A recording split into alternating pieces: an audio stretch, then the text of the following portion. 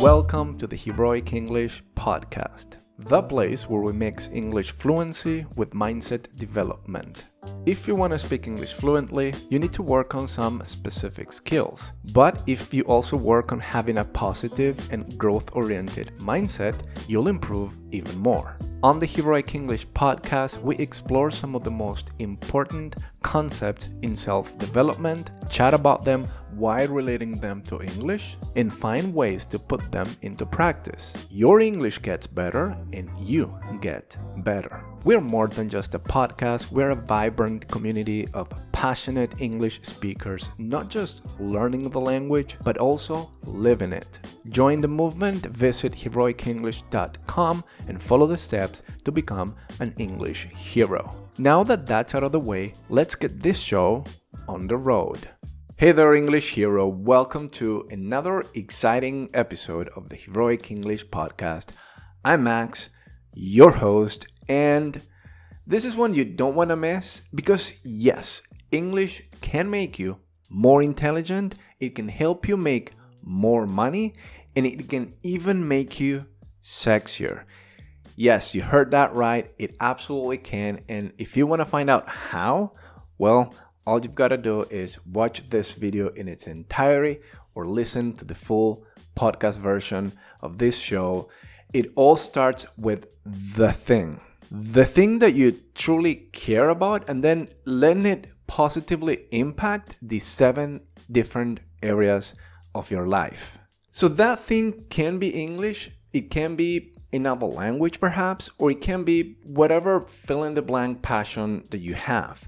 But when you find something you are passionate about, and when you let it drive your actions in a positive way, in a way that creates growth in all these 7 different domains of your life, that's when you start living into your full potential. So again, stick through this whole video because it's really transformative and you are gonna love it. And today I'm joined by Victoria. She's an awesome member from our community and host to one of our weekly conversation meetups at heroicenglish.com. Thank you for letting me be your guest today. I'm very flattered and excited about it. So Victoria and I sat down and had a great chat about why it matters to know what your core values are. And we also discussed how English impacts our 7 life domains. These are spiritual, mental, vocational, financial, familial, social, and physical. So by the end of this video podcast, you are going to know how speaking English fluently and confidently can help you have a better life by empowering you to work towards something that you care about. Subscribe and also do us the favor of liking this video if you are watching on YouTube. If you're listening to this on Spotify, Apple Podcasts, or any of the other podcast platforms out there, hit follow and also give us a 5-star review. That's going to be immensely helpful. Also, don't forget to join the Heroic English movement. We're a supportive community designed to give you the tools and the mindset that you need to thrive with your English. Sign up at heroicenglish.com and get all the next steps right there. So with that said, sit back, relax, and get ready to become an English superhero. Let's do that right now. All right, English hero, welcome back. Glad you're here. And with me today is Victoria. Victoria, it's great to have you here. Thank you, Max. Thank you for letting me be your guest today. I'm very flattered and excited about it. It's an honor, Victoria.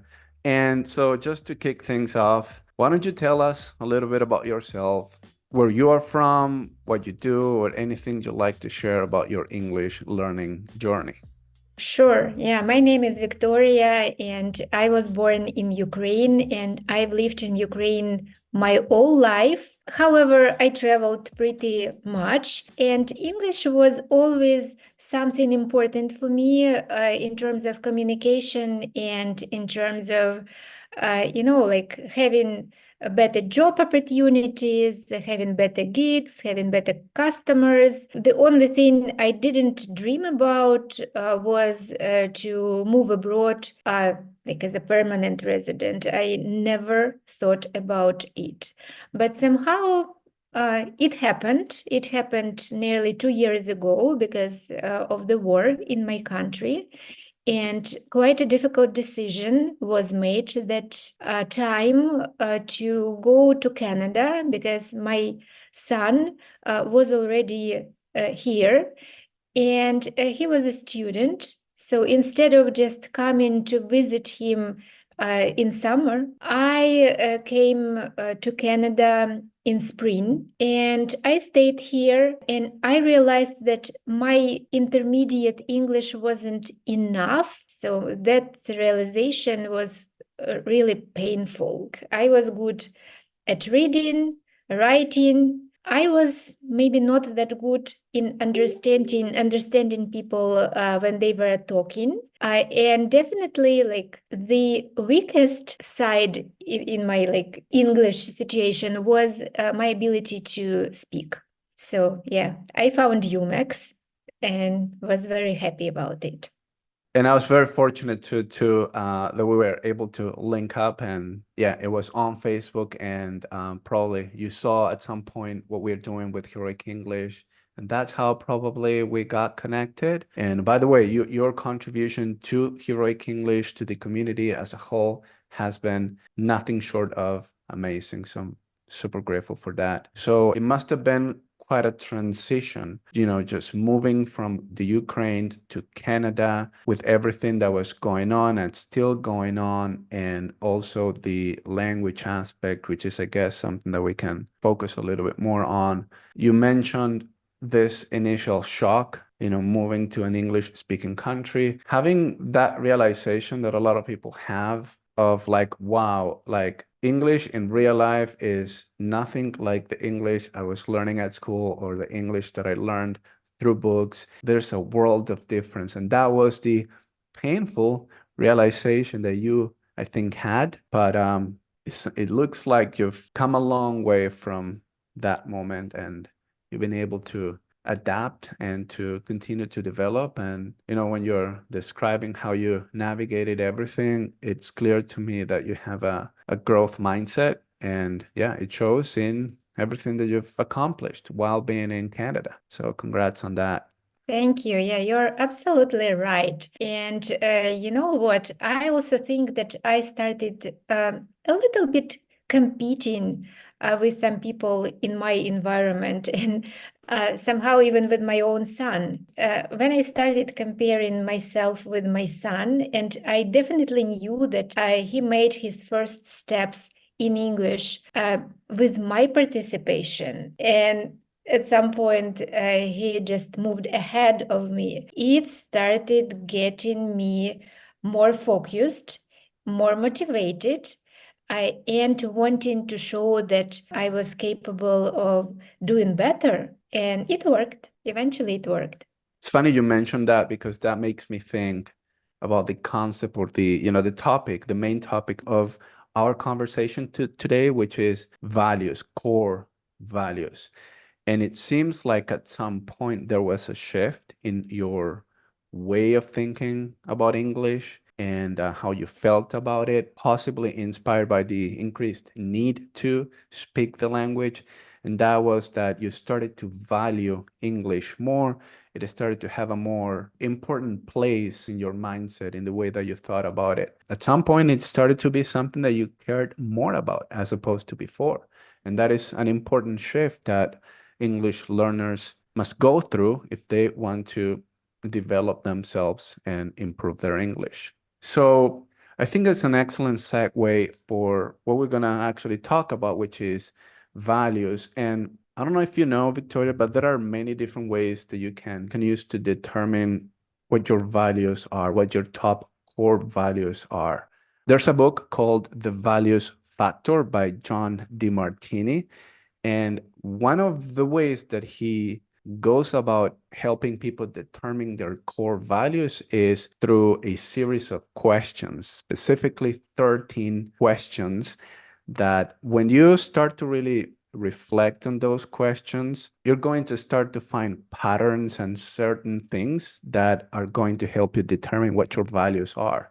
And it's important to know your values because that's a powerful guide to make decisions in life and to start living by priority around those values. We're going to get more into that in just a sec.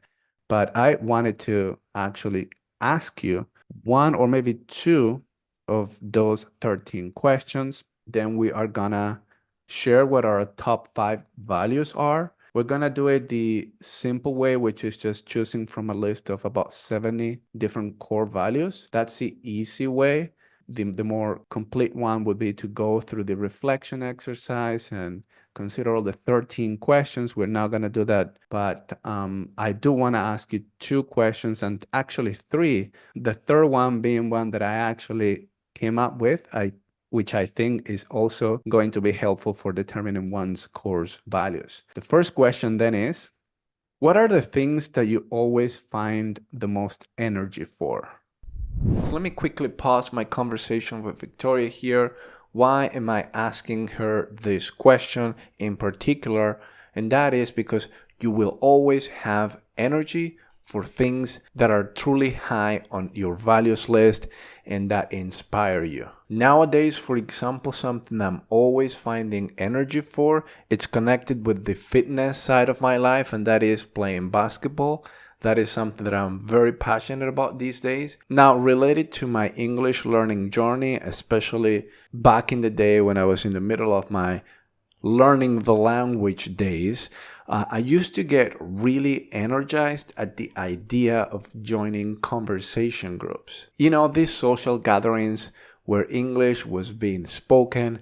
I just used to get really excited about joining that and, just putting my English into practice. And that was, at the time, indicative of my passion for English. And it was also an indication that I was doing the right things. I was on a good, upward trajectory to becoming someone who was going to speak English fluently and confidently because I was putting in the practice, I was gaining the experience, I was practicing my English. And so if English is important in your life, you'll get this immediately. So back to you, put some thought into that question, reflect on it a little bit, and now we're going to hear Victoria. What are the things that you always find the most energy for?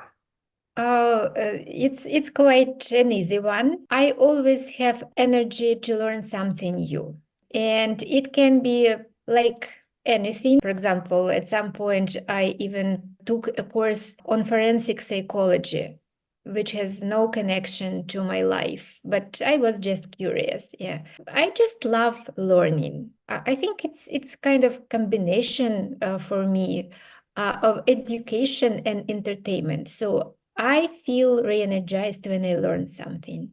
Fascinating. Yeah, and it's funny that you mention entertainment as well, because when you can learn something and have fun or just find learning something to be intrinsically fun, that is amazing because it means that you can do it for a long time in a sustainable way. You're having fun, you're, enjoying the process. It's great that you value learning, leveling up on your skills and things like that. There are 2 more questions. I'll skip one and I'll just share one that I think it's also going to be indicative of something that you value.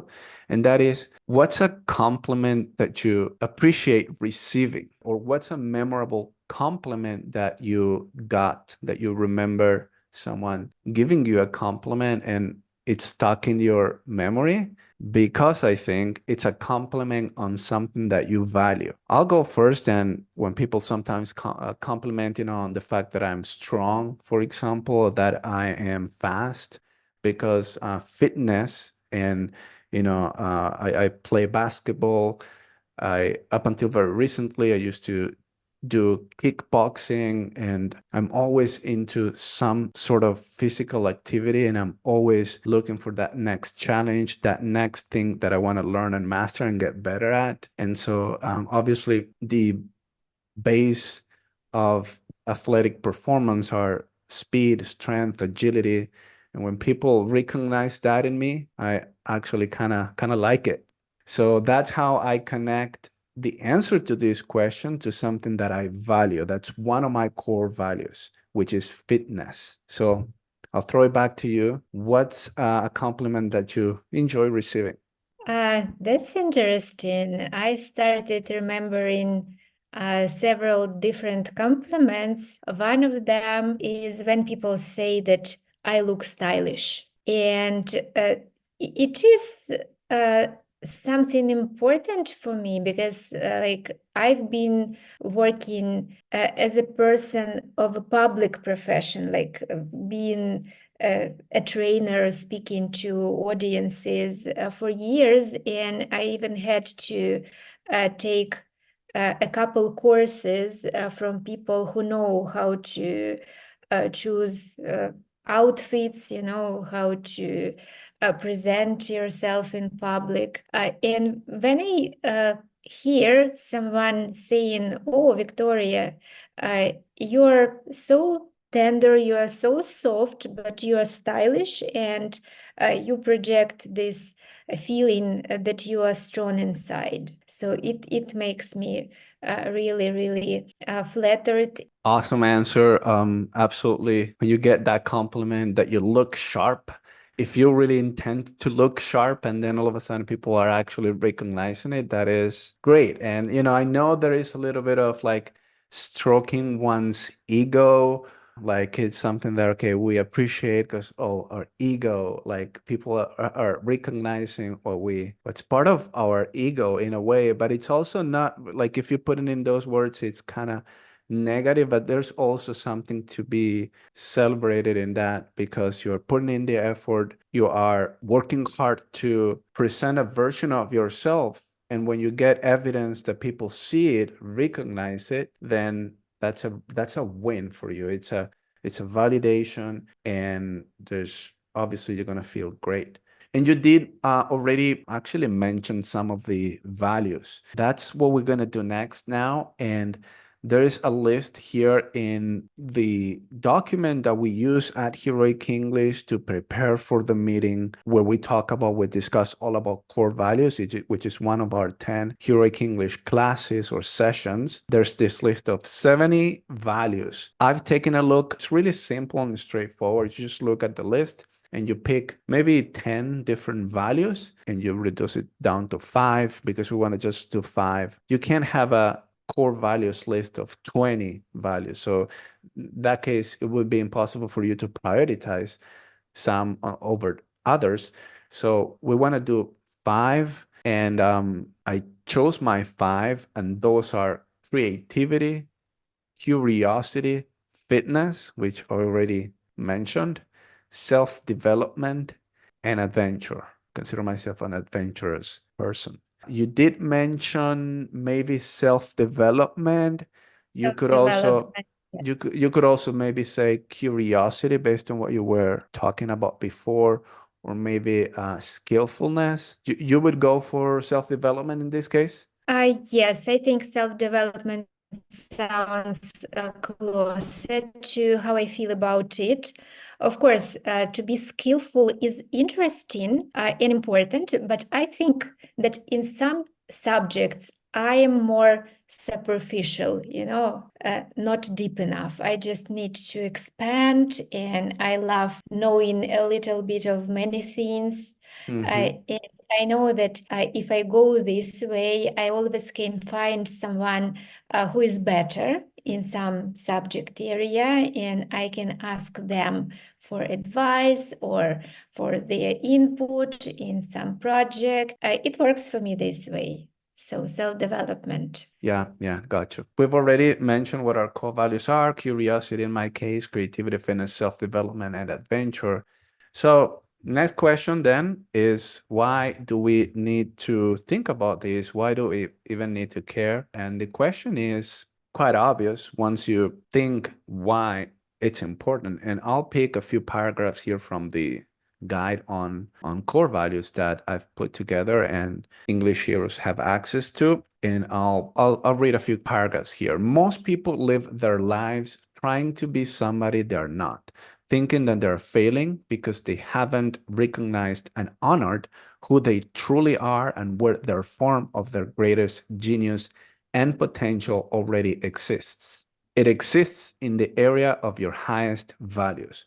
What's most deeply meaningful to you, it's evident in all your daily actions. We call it your highest values. In my case, being a person that values adventure, one way that I can express this core value that I have is I love traveling. I see traveling as synonym of adventure. And it's something that I love doing. And whenever I get the chance, I have a few days off, I get away and I go to some place. I go on a road trip with my family. I've done many adventurous things in my life. And it's something that I've prioritized over other things. And when you live by priority, you're tapping into your potential. You know, if my value was safety, maybe I would still appreciate traveling, but I would not choose to maybe go camping in a place that I'm not familiar with, or I don't know, like I'm thinking maybe a woman would not choose to travel alone, would much rather travel with a friend or things like that, right? There's another concept that I wanted to bring up. It's only when you get clear on what's most important to you, what's highest on your values, and you build your life around that, that you take the handbrake off on your life and finally start to see the progress and results you want. When we actually include these values in everything that we do day to day, that's when we, as it's said here, and it's put beautifully, we take the handbrake off on our lives. And a handbrake, in case you need the English hero out there listening to this, if you don't know what that is, a handbrake is the mechanism used in a vehicle that's used to engage the braking system. And it's like that. Then when you get into the car again and you start driving and you don't realize the handbrake's off, something feels wrong. It's like it's harder to get moving in the car and the car is gonna get damaged. So that is why core values are so important. What we'll do now, Victoria, is I want to connect English to the 7 areas of our lives where our values are represented. And being that English is for us something that we value and it's within our value of self-development, maybe, we're going to try to see how English plays a role in one of the 7 areas of our lives. So we have spiritual values, mental values, vocational values, financial values, familial values, social values, and physical values. You and I are going to share the place that English has within those areas of our lives. It could be that there is no relation at all, and that's totally fine. Great, But I love it. yeah, but if Yeah. there is a connection, we're going to talk about it and discuss it. Like a lot of people might say that, oh, I started to learn English, it's changed my life because this and that and that. We're going to get deep into what exactly it is that English can do or can change in people's lives for it to be something that you would say and with justification. Okay, what exactly do you mean by it changed your life? What does that exactly mean? So with the conversation, with the next segment of this podcast that we are doing right now, Victoria, we are going to get to the bottom of that. So let's do this, right? Yeah, great. Sounds great. So there are 7, as I said, 7 areas. The first one is spiritual values, and I'll read the definition of what that is. Those values are all about finding a higher purpose or meaning in life. When we live according to our spiritual values, we feel a deep sense of fulfillment and inner peace. They guide us to make choices that align with our ethics, show compassion, and make a positive impact on the world. Where do you see English fitting within this idea of your spiritual values? I do want to highlight here this sense of fulfillment, inner peace, this sense of higher purpose and meaning in life. You know, for me, the connection is pretty obvious because some nice sources are created by English-speaking authors, and they are not translated yet. And if you want to reach out to your like-minded fellows, and if you want to read or listen to someone who intrigues you with their perspective, it's better use English. Absolutely. And the better you are in English, the more you get for your spiritual purposes as well. For you, it's okay. more about that practical, like English being the practical sense of English as the language that you find maybe more resources, books are written in English. And so there's this practical sense that, okay, I can now read it. I can now consume this particular book or resource thanks to English being the means of communication. So yeah, there's a clear, pretty practical connection there that you're noticing. Personally, English plays a big role within my spiritual values as well, because it's deeply related to my purpose and the meaning that I find in the work that I do with Heroic English. English obviously being the main theme, right? Being a community builder, building this community of fellow passionate English learners where you can find peers and mentors, and you can find support and encouragement and inspiration and challenge. We are creating this community around speaking English, learning it and speaking it fluently. So for me, there's a clear connection here with my purpose and doing things that I consider meaningful, and then getting this fulfillment back, trying to build something, creating something, and as you said earlier, contributing as well.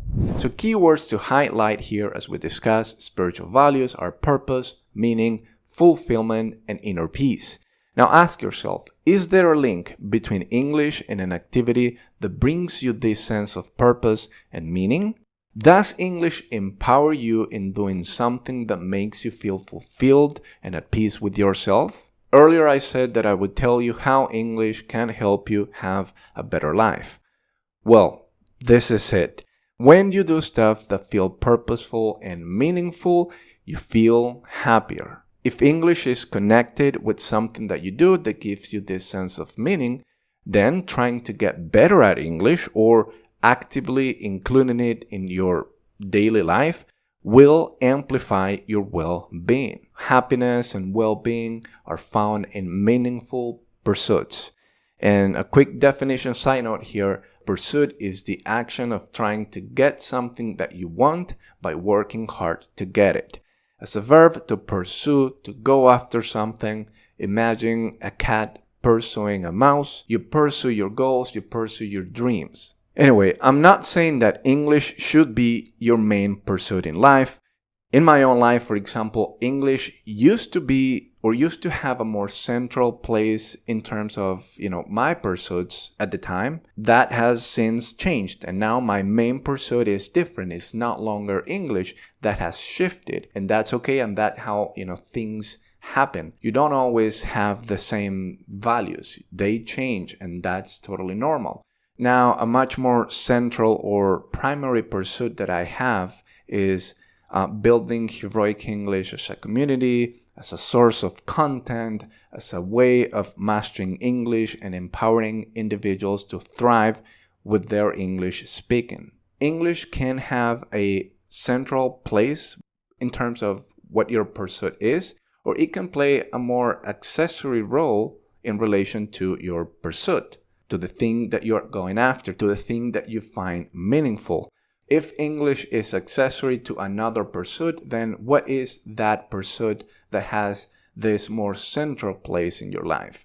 For example, let's say it could be playing music. And here English could have this accessory place in the sense that speaking it and understanding it would allow you to maybe connect with musicians from other parts of the world or even sing in English. Another question that's great for helping you determine if the action you're doing is directly connected with your purpose or not is the following. Does what I'm doing make me feel like I'm wasting my time? If the answer is yes, consider replacing it with something that will make you feel like you're not wasting your time. Here's another question that encourages reflection and is great food for thought, and people love asking this question for some reason. Well, because it invites this reflection, and the question is, if you were told that you have limited time to live, let's say 1 year, 1 month, or 1 day even, what would you do different? This question prompts introspection about what truly fulfills your spirit. Therefore, it's a spiritual value. It's something you value because it has a positive effect on you, spiritually speaking. Give those questions some thought. You don't need to arrive at any groundbreaking truth right now. Give yourself some time to ponder on that. And for now, let's just get back to my chat with Victoria. So moving on, we're going to discuss mental values. These values are all about expanding our minds and seeking knowledge. When we prioritize our mental values, we love to challenge ourselves, engage in thought-provoking conversations, and keep learning new things. They empower us to think critically, make informed decisions, and keep growing intellectually.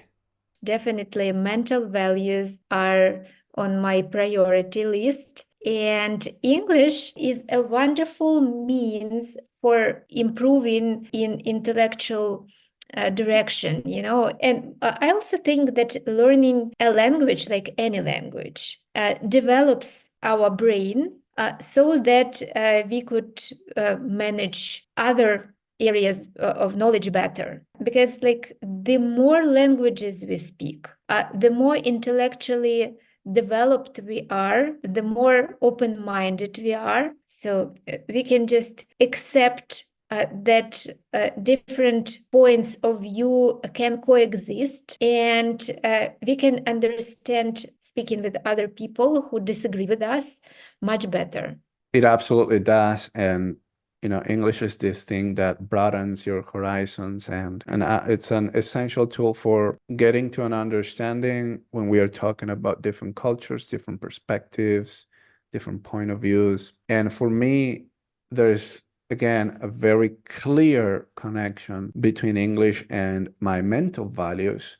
And one such way is engaging in thought-provoking conversations. And we do that at Heroic English in our weekly conversations. And we do that obviously in English with the purpose of practicing our English. And not only that, but just the sake of getting into thought-provoking conversations. It's fun for people who like to, think critically about things, to engage in discussions and get other people's perspectives. And that is just something that we find enjoyable to do. When it comes to your mental values, connecting English with this area is fairly straightforward for most people. To make this connection apparent, just ask yourself, am I learning new things through English? Am I using my English to learn new things?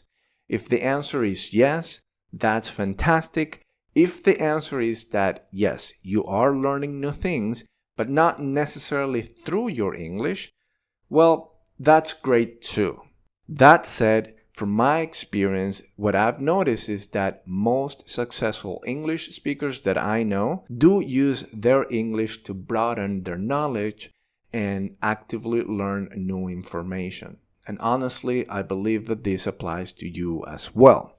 So another question that you could ask yourself is, am I involved in some type of work or activity in English that demands my intellectual or cognitive ability? For me, this answer is a resounding yes. I work in English, I create content in English, which, by the way, requires the full use of my creative ability. Heck, I even think in English. So the connection between my mental values and English is crystal clear for me, and I suspect it is for you as well. Anyway, earlier I said that I would tell you how English can make you more intelligent. And let's just start with the fact that if you're pursuing learning a second language, that already speaks highly of your intellectual/cognitive ability. Not to mention if English is your third or fourth language. That said, my premise behind the statement that English can make you smarter is the following. Information is more abundant in English. You can access more and better quality information in English. There's this quote that goes, "Knowledge is power." However, I like it more when you add the little extra piece in there and say, "Knowledge in use is power." So information in English is more accessible, and once you have access to this information, you can use it. You can arrive at your own conclusions, you can research things on your own, you can increase your ability to think critically, to solve problems, to basically use your brain to achieve more things in English. So knowing English puts you in an advantageous position, intellectually speaking, in a multitude of ways. Keep expanding your knowledge and your intellectual horizons through English. And now, let's get back to my chat with Victoria. Learning new things, I do that automatically in English. And I'm not even exaggerating, but I haven't tried to learn anything new in Spanish in over a decade now. Like anything new that I learn, I instantly just go to an English written resource or something in English, like an English spoken video. It's just something that it's become a habit, and it's a habit that I've just embraced. And now that's the first thing that I think of. Even the most mundane of things, and I've said this in the past, like how to fix a faucet, for example. It's like I'm using my phone all of a sudden and I'm Googling in English, which is kind of funny, right? It's the first thing by instinct by now. So that goes to show, I think, how ingrained the habit of thinking in English. But yeah, that's the connection that I have between mental values and English. I am developing myself intellectually 100% in English. Maybe some Spanish. So maybe I'd say 98% in English, 2% in Spanish. But beyond what the language is, the fact that I have this drive to learn new things and everything, regardless of the language that I'm choosing. It's the value of learning, development, developing your skills, etc. So excellent. Moving on, we have vocational values. And vocation, obviously, your job, your line of work. I'll read the definition here. These values are all about our careers and professional aspirations. When we live in line with our vocational values, we feel a strong sense of purpose and satisfaction in our work. They guide us to choose a career that aligns with our values, make an impact in our field, and find fulfillment in what we do. So Victoria, what is the connection between your vocational values and English? And I'm already anticipating a great answer because I know that you have very strong vocational values. It is something that I've noticed and that I've actually commented to you. So fire away. Thank you. Yeah, actually, I'm a workaholic, so it's my confession. I'm Victoria and I'm a workaholic. And for me, it's extremely important to have a job I love because I live with what I do, and it gives me so much. And if my job allows me to develop myself, develop new skills and be useful, it's much, much better. And even before moving to Canada, I had lots of opportunities to do some parts of my job in English, like negotiating something with clients or delivering some programs to international groups. English before and after still keeps being, I would say, object of my attention. Because when you work as a trainer, you need to be very, very clear in giving instructions, explaining what you want people to do, explaining concepts, and you cannot just rely on your current level of proficiency. You need to get better and better and better. When I read this line, when we live in line with our vocational values, we feel a strong sense of purpose and satisfaction in our work. It's very, very true for me. Great. So vocational, in my case, again, English is married with my vocational values. I do have a job which is in English. So there you go. That already answers the question. I have a full-time job that it's 100% in English. I work with an American company. And of course, Heroic English is my passion project that I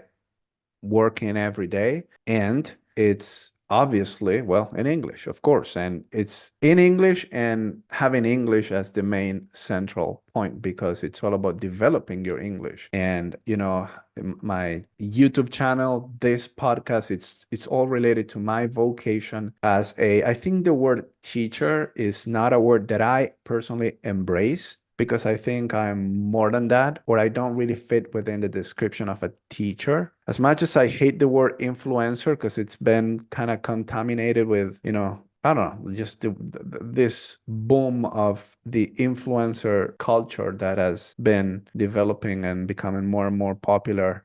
But I see myself as a coach, as a community builder, as an entrepreneur that's trying to build something that is going to help millions of English learners around the world to become more fluent, more confident in English so that you can succeed in your career, in your life, and to connect with the world in English so that you can leave your mark in it. So I guess that answers this area of my life relating vocation. So, English hero, what's your vocation? What's your calling?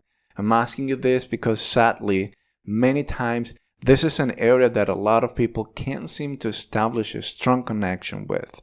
Many times we just find ourselves maybe not being able to figure out what our vocation is at all, or deviating too far from it.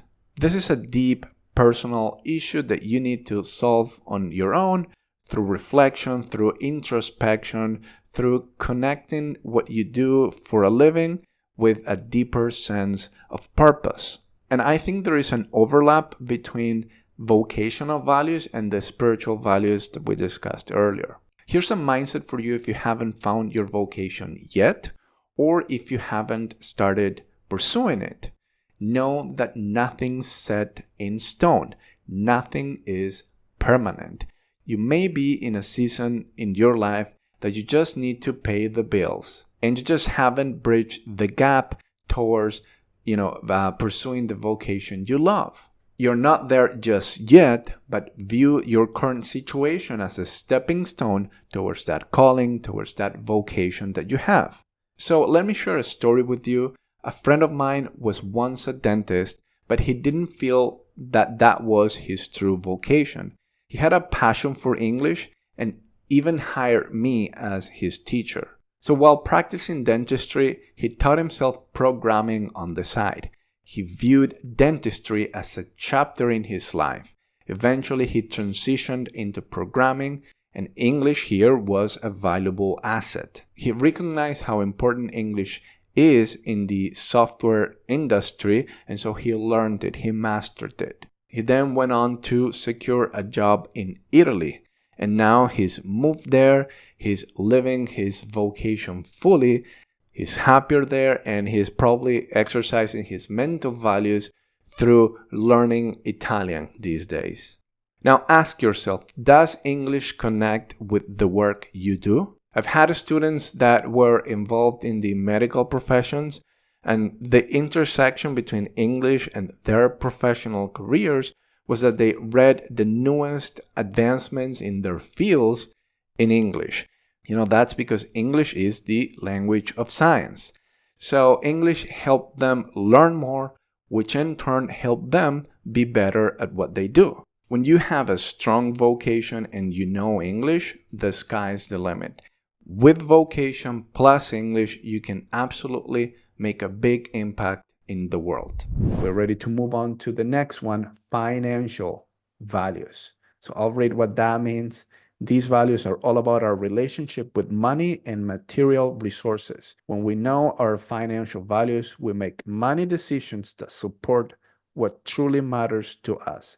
They guide us to spend, save, and invest in ways that align with our goals, ensuring our financial well-being and peace of mind. What are your thoughts on that? Do you see the relation there between English and that set of values? I know that many people would tell you that English helps them earn more. And still, I would doubt that this direct link exists, at least for me, because it's more a matter of choice in my life. I could have earned maybe something equal sticking to my native language and doing some work just for people who understand me pretty well without those efforts to speak English. But I have an ambition to make it in English. I have an ambition to prove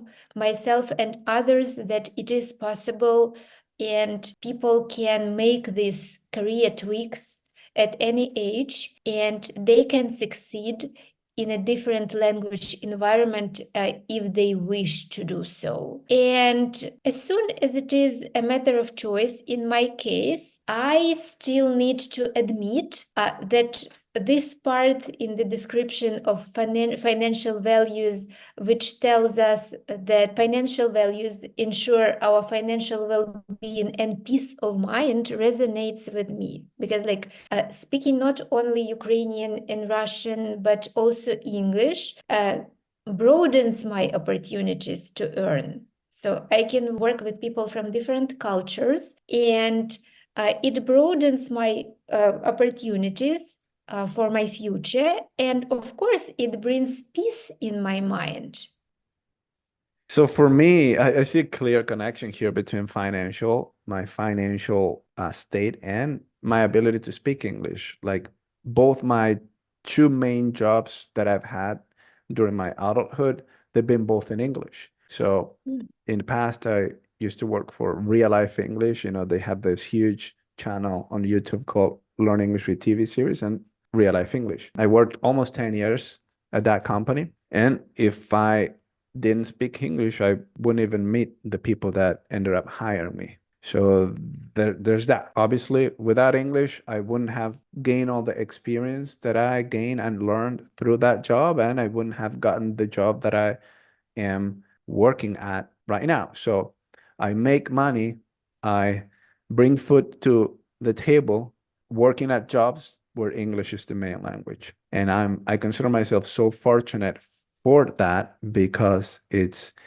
giving me the possibility to have a better financial situation thanks to the fact that I can work for American companies and currency matters a lot, especially if you live in South America. Yeah, for me, it's as clear a connection as it can be. And so far, these 4 areas of our lives and our set of values are clear for me so far.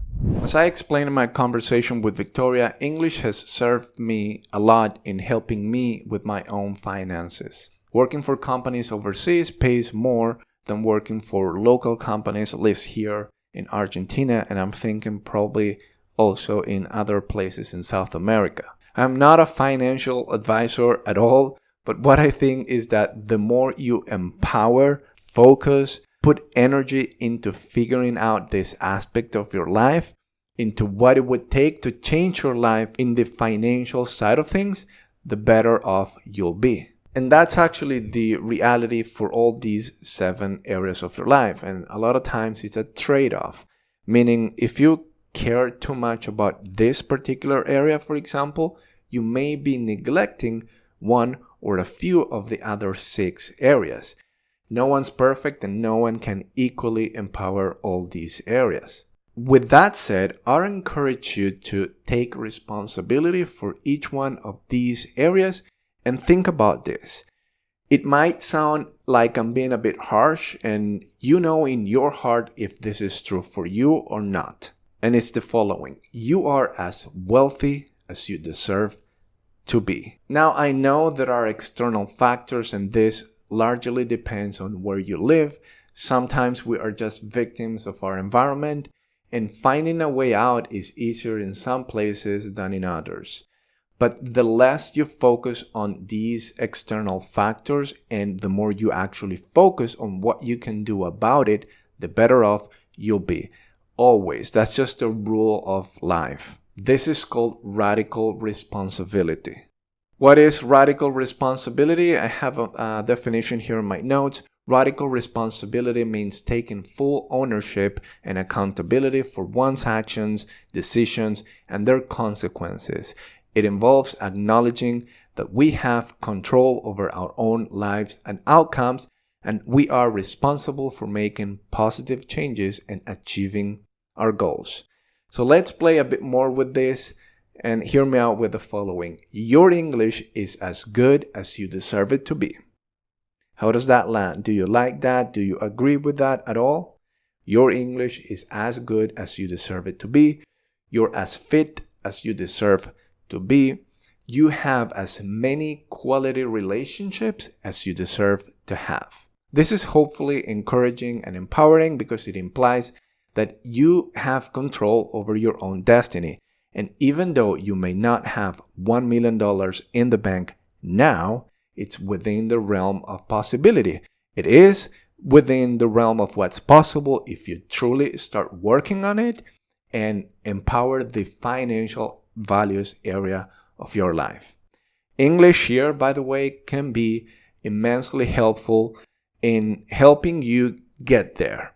It can help you get a better job. It can help you find better educational resources. It can help you cultivate a better network. And honestly, if you can figure out how to speak English fluently, I think you can also figure out how to start becoming more wealthy.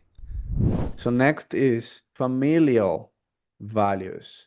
And this is one that I'm curious about and see if we can actually find the connection. I'm already anticipating you that it's not as strong a connection as it's with the previous sets of values. So I'll read what that is. Familial values. These values are all about our relationships with family and loved ones. When we prioritize our familial values, we actively nurture and strengthen our connections with our family members. They guide us to show love, support, and communicate openly with our loved ones, building strong and fulfilling relationships. Where do you see the connection, Victoria? Familial values and English.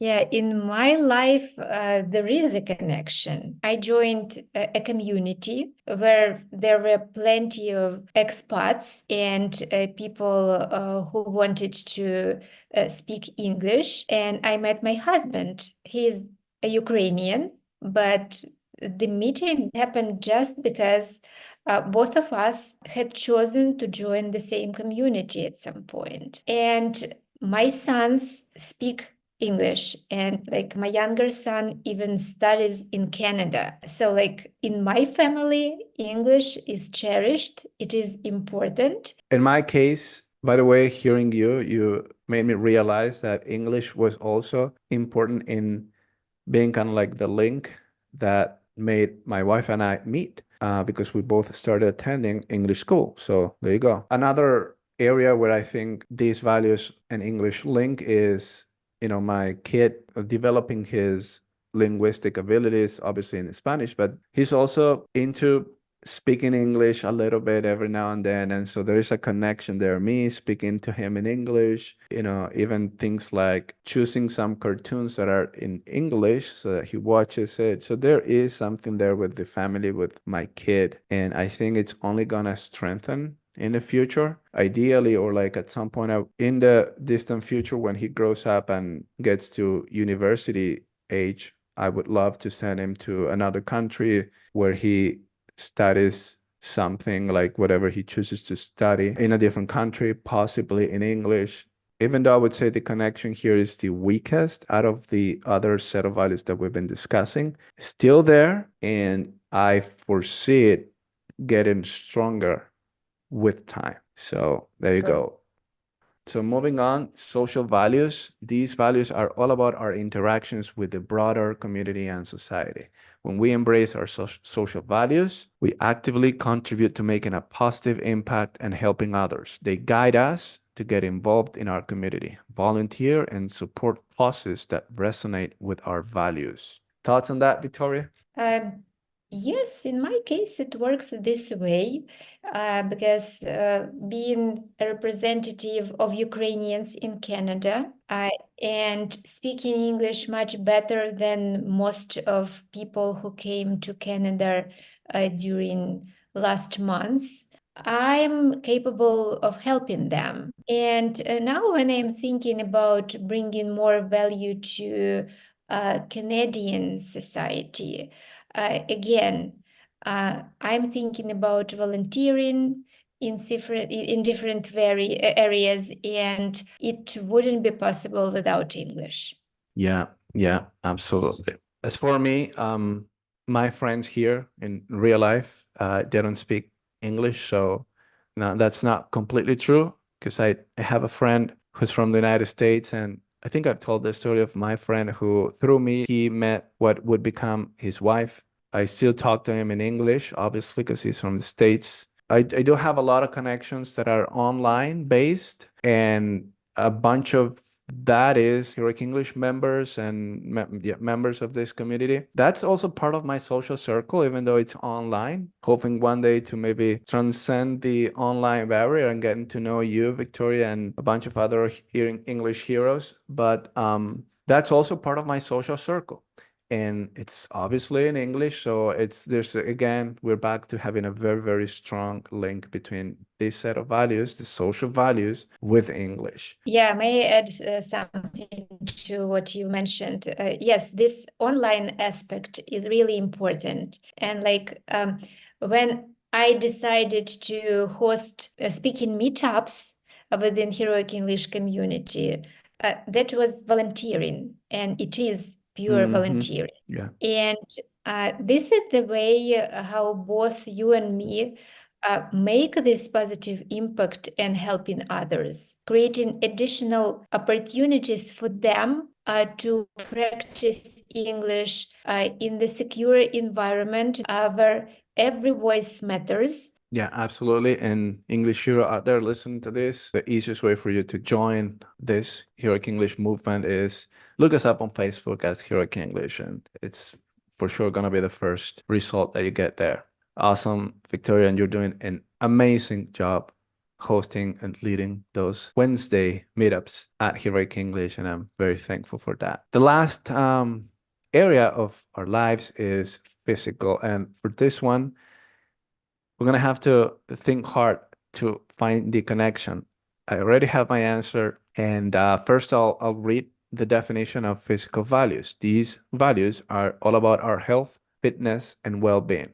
When we live by our physical values, we prioritize activities that keep us healthy and energized. They guide us to exercise, eat well, and take care of ourselves, leading to increased vitality, resilience, and overall well-being.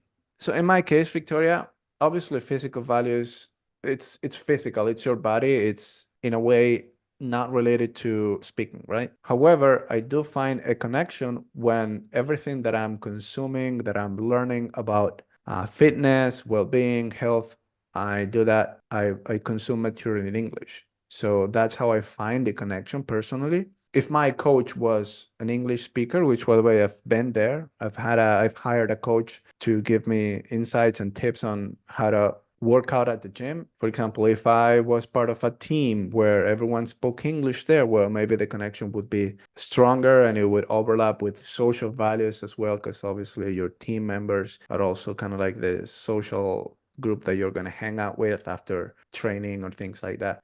But that's not the case. The only connection that I see right now is that, for example, I open up Instagram and I'm getting all these lessons on how to dribble the basketball and how to, become a better basketball player, because that's what I'm into these days, and it's in English. So there you go. That's the connection that I'm finding personally. So yeah, how about you? I would say that if we think about meditations as of the way to stay mentally and physically fit, because it comes down our brain and helps us be more resilient, that is one part of my answer. I downloaded a couple mobile apps with guided meditations, and they're in English, which is really nice for both purposes, improving language abilities and mental and physical resilience.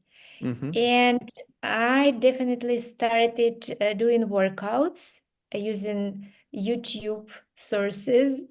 and they are hosted by English-speaking coaches. Beautiful, beautiful, Victoria. So spiritual values, mental values, vocational values, financial values, familial values, social values, and physical values. These are the 7 areas of life that when you don't empower these areas, you're going to be vulnerable in some way or another. Like, for example, if I didn't care at all about my physical values, because I eat pretty badly, I don't have a good diet.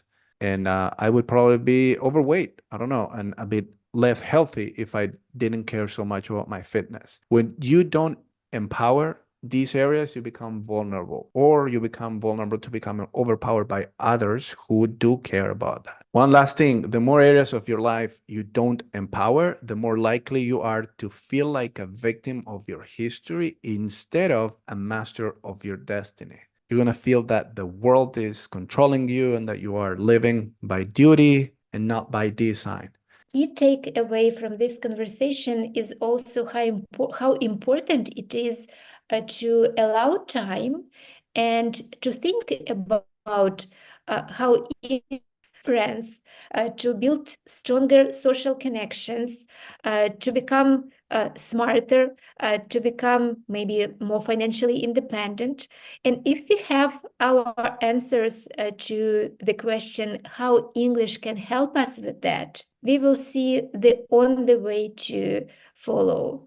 And this way will be to give English another chance and to pay more attention to opportunities to make friends who share our passion. That's a great message, and I really appreciate it, and thank you for sharing it.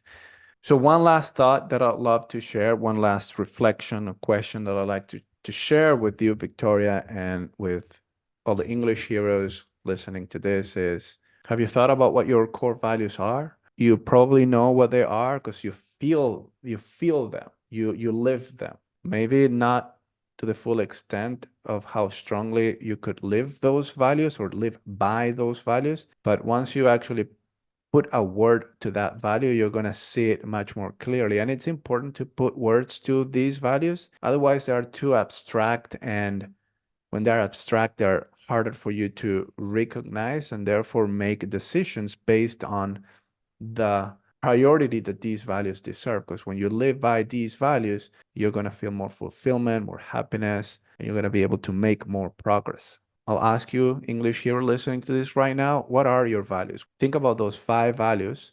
Feel free to check out the link where I'm going to put all the 70 values that Victoria and I picked at. That's going to be in the description of this podcast episode, the link to that list. Take a look at that and pick your 5 values. Just become more aware of what they are. And then think about these 7 areas of life and how you are or you're not empowering these 7 areas of life. Remember what we learned earlier, that the areas of your life that you don't empower, that's an area where you are going to be left vulnerable. And this other idea that, are you a victim of your history or a master of your destiny? Depending on how much you empower these 7 areas, that's how you're going to be able to lift the scale in favor of being a master of your destiny rather than a victim of your history. Love this chat with you, Victoria. Love your wisdom, and thank you so much for taking time out of your day to sit down here with me and have this wonderful discussion. And thank you, English heroes, also for inviting us into your lives. Super happy to be part of it, at least today. Thank you, Max, for having me as a guest today. I've enjoyed our conversation. It was extremely useful. I believe that we create change one conversation at a time. And definitely I benefited from today's reflection on values a lot. I appreciate it. Thank you. All right, English heroes.